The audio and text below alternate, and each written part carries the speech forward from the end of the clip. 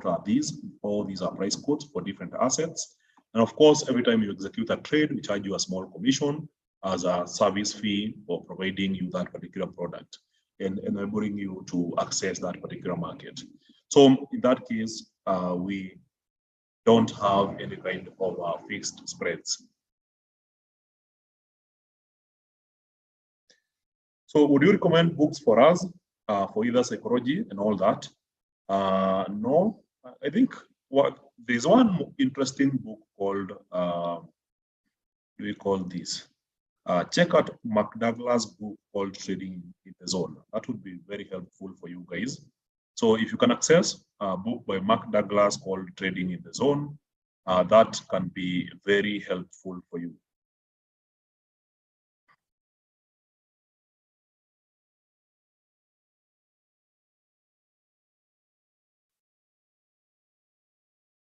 So there's so many more books out there. I would encourage you to research rather than just follow my recommendations.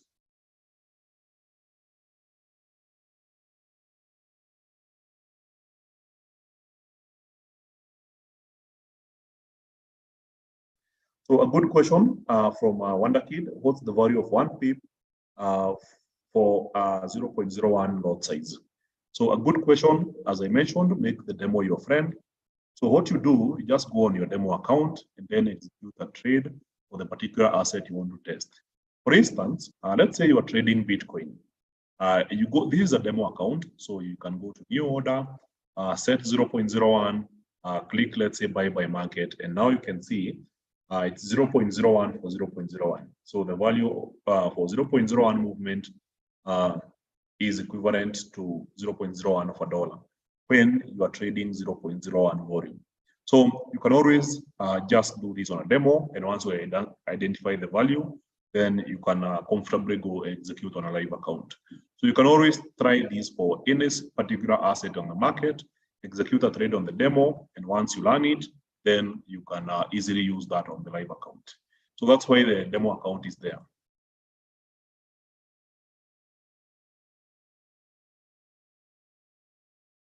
So another question here, can you predict how Bitcoin will move for the next few weeks for us? No, this is purely educational. It's not investment advice. So unfortunately, I can't do that.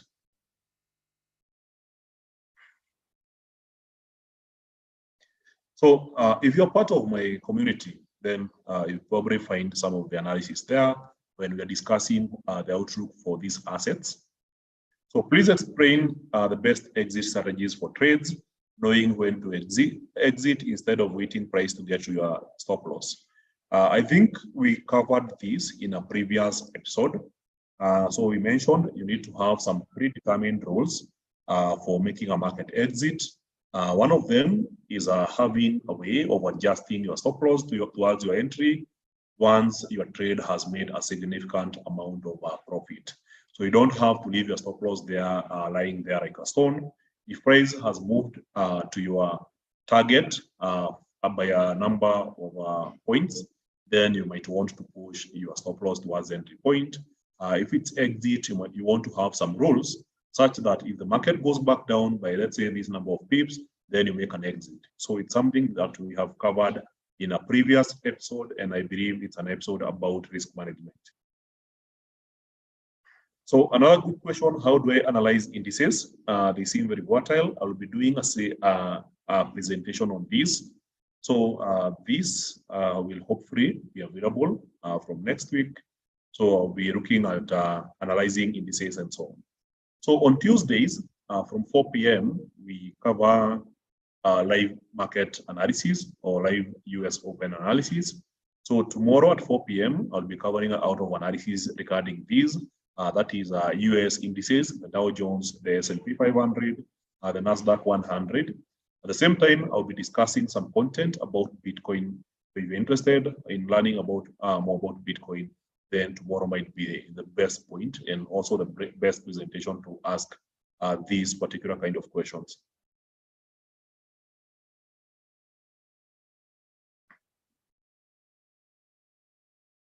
So I think I've answered all the questions. Talk about demand and supply area in the chart. I think we have covered this in charting skills. It's all in the series. If you have gone through the series, then you have covered all these questions. So how can you set stop loss based on volatility? I think there's an indicator for that, stop loss based on volatility.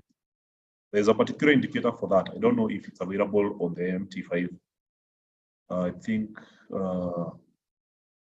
yes, the ATR, you can use the ATR. It's called the average 2 range or something like that. I think.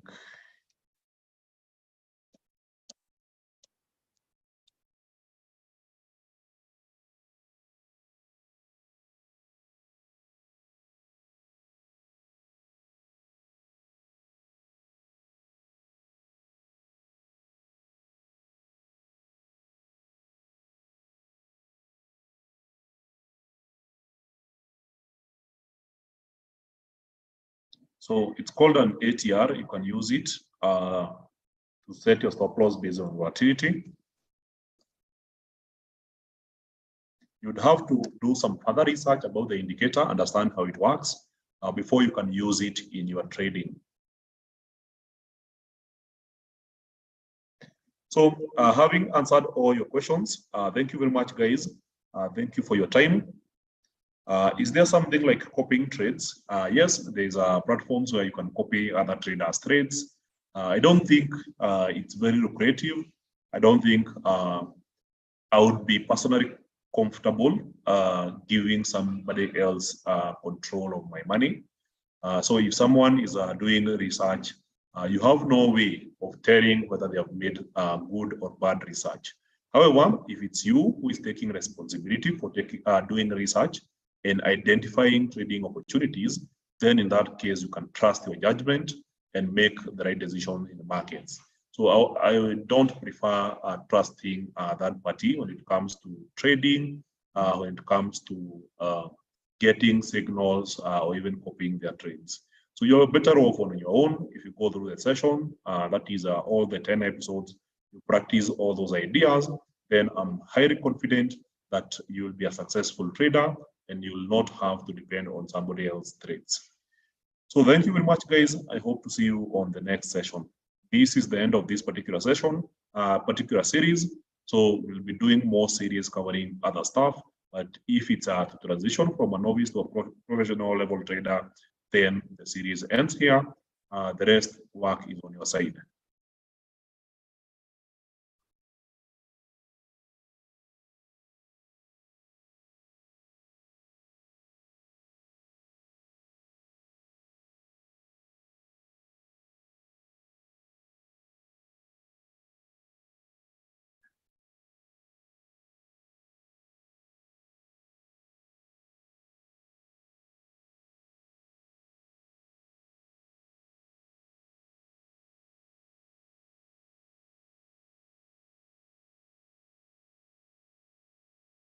Hello, and welcome to episode number 7 of the Novice to Pro series. And the main topic for today will be risk management. So my name is Rufus Kamau, market analyst at FX Pesa. So I'll be taking you through the session. If you're new and let's say this is your first time watching this video, then you should know it's part of a 10 episode series that we started a couple of weeks ago with a focus to help you transition from a complete beginner, that's a novice, to a professional level trader. So the main focus today is risk management. And before I proceed, I would like to do a mic test. So if you guys can hear me, kindly type higher on the live chat and I'll be responding to that directly. So this is an interactive session. So if something comes up that you did not quite grab clearly about risk management, then you can always type your question on the comment section and I'll be responding to that. So welcome to the session, everyone.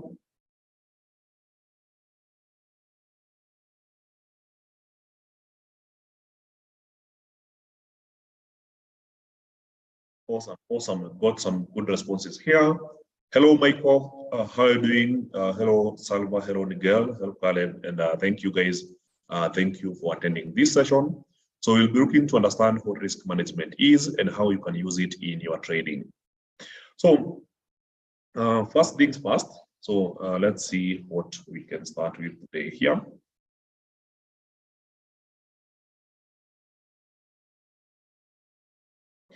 So I read starting right from the beginning, and that is literally starting with what we know, and then from there we move on to probably what you don't know. So the thing is, when it comes to trading in the financial markets, whether you are a stock trader, commodities trader, forex trader, your number one goal once you deposit money in your live trading account is not to lose that money. So that's why it's very important for you to have that risk management plan so that you manage your risk properly, so that even if, let's say, you have losing trades, you don't lose all the money in your account. So, for instance, if let's say you are a trader and you deposit, let's say, $1,000 in your trading account and then begin trading, you don't want to lose that money in the markets. At the same time, you don't want to take too big a risk that if you happen to be wrong, you lose all your money, and if you're right, let's say you double your money or do something of that.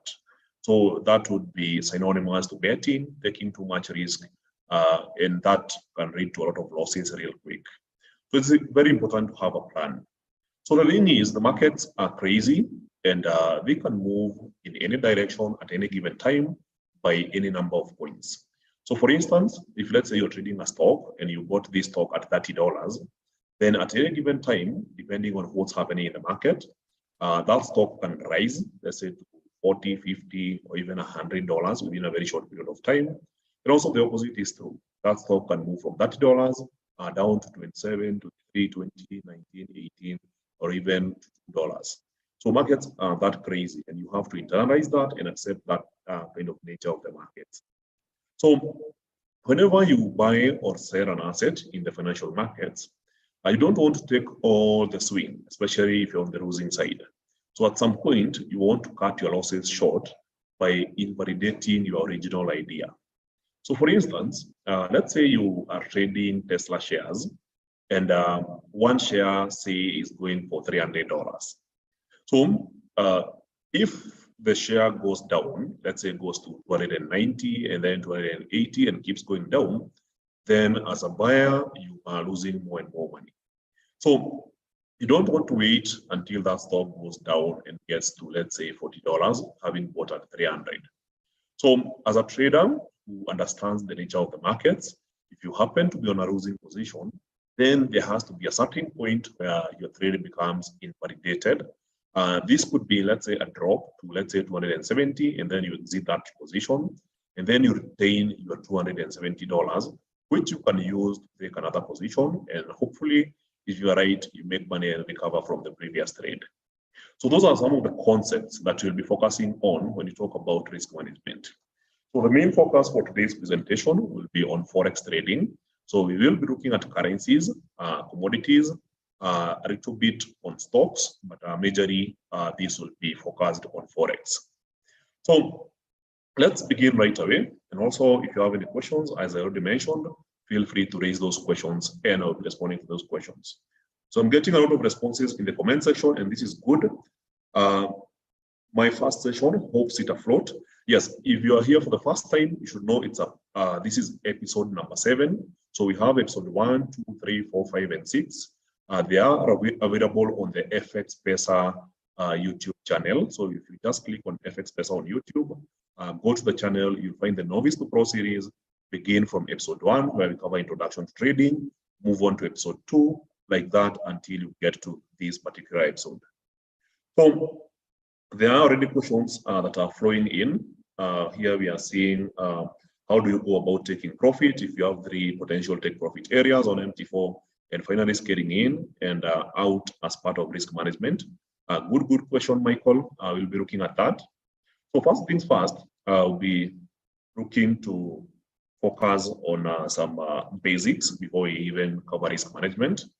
So let's say you deposit $1,000. That deposit will be shown here on this particular section called the toolbox as your account balance. So So you will see your account balance here. So here you can see I have an account balance of $10,000. It's virtual money, it's not real money. It's for educational purposes. Then the equity will be shown here, which sometimes will be different from your balance, especially if you have open or running trades. So if you have an open and running trade, that trade will have a potential profit and loss. Whether it's let's say a profit or a negative, you'll see that value in this particular section of your MT5. So the trade that I'm having currently here is at a negative of $0.22. So what this means is that the equity or the amount of money I can withdraw from this account is equivalent to the balance plus or minus what I have here. So since I'm down $0.22, then the equity is basically just the balance less $0.22. So if I wanted to withdraw everything from this account, I would have to close this trade at negative 0.22, and I'll be left with this amount to withdraw. So the other part is margin. And this is, in short, margin requirement for my open trades. So for me to open this trade, notice that I have a buy position. This is a buy trade on the Mosaic company. So I bought one share at a price of $54.97. So in order to buy this one share, I had some margin of about 5:1. So in this case, the capital required to buy this position was $10.99. So this amount is locked away in this trade until I close the trade. So this means that the amount of money available for me open other trades is equivalent to my equity less the margin committed in this trade. It gives me my free margin. So if you take equity, subtract the margin that is locked in this trade, then you'll be left with free margin. And now this amount can be used to open other trades in the market. So lastly, we have the margin level percentage. It's basically a measure of the risk that you have taken in the market. So the higher the margin level, the better. It represents that you have taken low risks.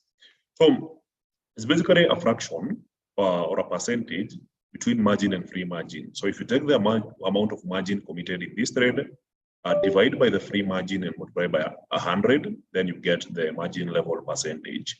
So if your margin level is going down and approaching 100%, then you should know that you are over leveraging and you're taking too much risk in the market. So if you take too many trades or trades with bigger lot sizes, then your margin level can be significantly higher, lower, and that would indicate that you're taking too much risk. So now that I've mentioned that, let's look at a potential trade. I'll try and ignore these. So let's say you are a pound USD trader, and this is the pound USD. So notice that since the beginning of the day, price has been going down and then up, then down and then up, and this is the current price level.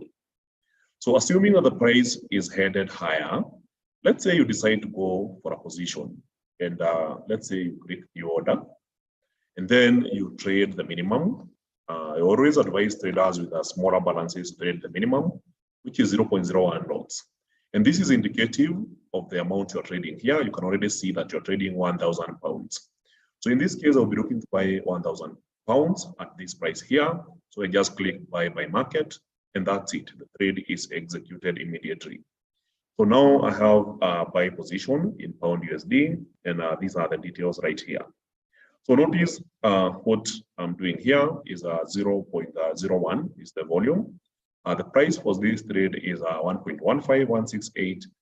This is the current price in the market. The difference in price is 25 points, which is equivalent to around $0.25. So it makes it very simple to understand that 1 point in this case will be equivalent to 0.01 of a dollar.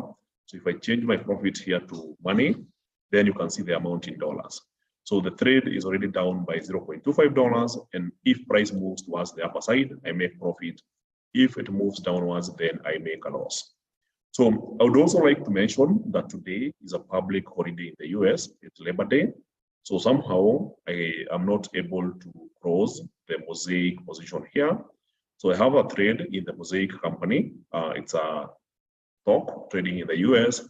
Since it's a public holiday and the stock market is not open, then I cannot be able to close my trades until tomorrow when they open the stock market. So when the stock market is open, then I will be able to trade. So now let's focus on the other trade that I just did with pound USD, and this is my entry point. You can see the dotted line here representing the point of entry, and also you can see the red and the green line here. So the red represents the asking price, while the green line represents the bid price. So if I was to exit this position, it means that I would have to sell 0.01 lots back into the market, and I would sell to the highest bidder.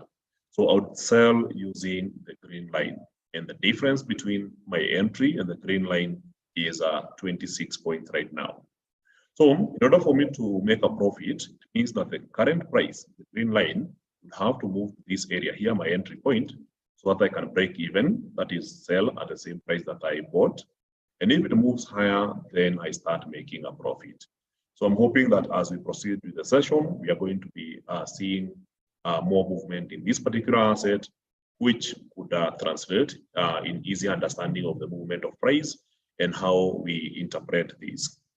So when it comes to risk management, you know that every time the price ticks upwards for my buying position, I'll be making a profit.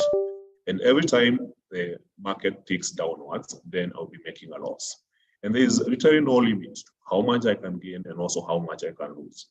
So if price keeps going up and up, I'll be making more and more profit. If it keeps going down and down, I'll be making more and more losses. So as a trader, we mentioned that your number one goal is to limit your downside. So the way you do this is by setting a stop loss to your position. And this is pretty easy. You can just click, hold, and drag from your entry point, click, hold, and drag. Just move your pointer to your trade entry, hold and drag. Focus on this side here where there is points and also the amount in dollars. So if I drag to, let's say, $3, or even let's say okay, let's get to $3. So it's somewhere around here. So that's $3.05. So this is literally an instruction telling the broker that if the current price drops all the way down to this point, then close that particular position and subtract $3.05 from my account. So the stop loss order works whether your machine is on or whether it's off. So even if you close your machine, go and do some other stuff. If the price happens to drop all the way down and gets to this point, then the broker will execute your trade. Your trade will be closed and $3 will be subtracted from your balance. But then you can also set a take profit order. You just click, hold, and drag to the upper side and set your take profit. So let's say for the trade you're targeting to make $8. So you risk $3 and then let's say you target to make $8. So now it's also an instruction to the broker, telling the broker that if the price rises all the way up to this point, then automatically close the trade and add the amount to my balance. So even if you close your machine, go do some other stuff, and the price rises all the way to this point, the trade will automatically close and the $8 will be added to your trading balance. So now that you understand the two tools, one is used to limit your downside, and the other one is used to capture your profits, then I want us to focus more on the stop loss side, because this is what we are most afraid of. We don't want to lose money. And once we understand the losing side, we can always work out on the winning side. So now we have seen that we have taken a risk equivalent to $3 and we are targeting to make $8. So that's one of the simple understandings that a beginner trader should know before engaging further into risk management. So the idea of risk management generally is very simple. So I'll try and explain it in a very simple manner. So the idea from what you can see in this particular illustration is, let's say, and this is an example, you deposit money in your trading account, and this is $1,000. So you want to distribute your risk across different trades and work towards having a winning edge. So if, let's say, you divide your account into smaller accounts, let's say amounts of $100 each, then it means that if you take the risk, let's say you take some risk in the market, and after you take some risk, you are invalidated. Let's say you execute your first trade and you lose, then you still have $900 available for trading in your account. So you can go back, do some further analysis, identify another trading opportunity, risk another $100, and let's say if you are wrong, you still have $800 available for trading. So if you execute your third trade and you lose, then you still have 700. And now you get the idea. You still have some sufficient amount of money that you can use to risk in the markets. So make no mistake, this is not a suggestion to risk $100 if your deposit is $1,000. It is not. So it's just an illustration to explain to you how you distribute your risk across different trades in your account balance. So if your account balance is $1,000, you can always distribute the risk that you take in each position, rather than taking one position where you're risking all the amount that is the entire $1,000. So the way you do this is by strategically using your stop loss to make sure that you are risking agreed upon or some amount that you have decided beforehand. And once you understand that, then it becomes easy for you to trade and be successful in the financial markets. So for most professional traders, they will ask beginners to set a 1 to 2% risk per trade. And this is in my experience. I've met a lot of professional traders. They will always advise you to take some risk within this range, 1 to 2% risk per trade. So this way, if you're a beginner and you choose, let's say, to risk 2% per trade, then you will have at least 50 mutually exclusive opportunities to take trading positions in the market. So for instance, if it's your $1,000 and you decide that your risk appetite is 2% per trade, then it means that if you lose your first trade, you will be left with 98%, that would be $980. You lose your second trade, you will have 960. You lose your third, you will have 940, and so on. So it increases the number of times that you can be able to execute trades within your account without having, let's say, lose all your capital or lose a significant portion of your capital. So you want to distribute that risk within a large number of trades and then focus on winning your trades. So now that we understand the concept about distributing your risk across smaller bet sizes, now we can look at how it's actually done. So from the trading platform, we have noticed that if you're trading, let's say 0.01, then the movements can be significantly smaller. So every time the market moves by a point, you make 0.01 of a dollar. If it moves against you, then you lose 0.01 of a dollar. So for instance, if you're trading the minimum 0.01, and let's say you are trading on Friday last week, and let's say you are just lucky, you bought very early in the morning, and then you sold at the highest part of the day. So I'm assuming everyone can see these. So let's say you bought 0.01 here.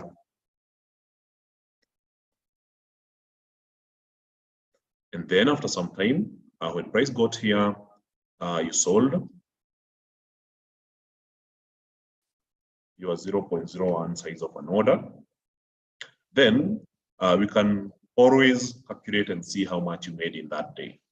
So from this point here is about 555 points, meaning that if you are a trader, you are trading 0.01 of a dollar, then you could have made $5.55.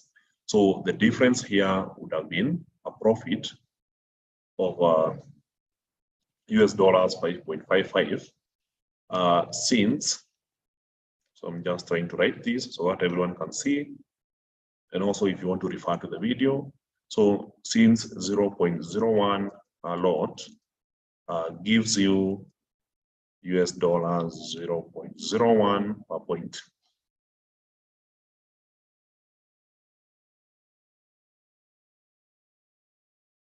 So hoping this is not too much noise. So we are assuming you bought here, you sold here. The difference is 555 points. So you make $5.55 since 0.01 lot I will give you $0.01 per point movement. So in this case, very simple explanation here. So if you had done the opposite, it's still true. So if you sold here, then the market went up and then you bought higher, then you could have made a similar loss of $5.55. So that's when you're trading the minimum lot size. Now, let's look at a different example where you're trading a full contract. So now we move to a different asset. In this case, let's say you're trading the Australian dollar against the US dollar. So you decide to trade a full contract, and in this case, you trade one lot size. So if you go for a buy trade, let's say now move to a smaller time frame again. So let's use the 15 minutes time frame. Click, hold, and drag. Set a take profit of, let's say, $500. So I'm just doing a random take profit area. And let's say you set a stop loss of $300. So now you're telling the broker, if the price rises to this point, close the trade and add $500 to my account.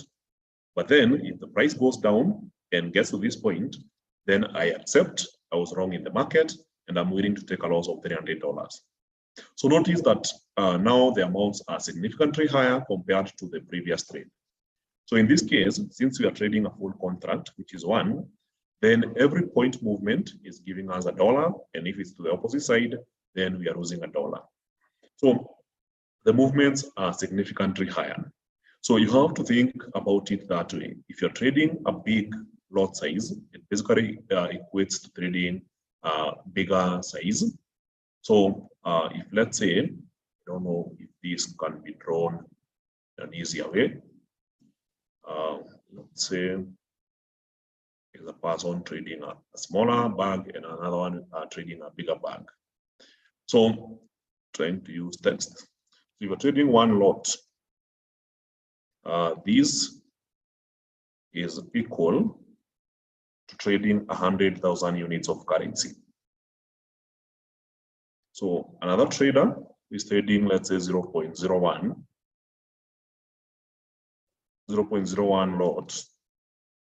This person is trading 1,000 units of currency.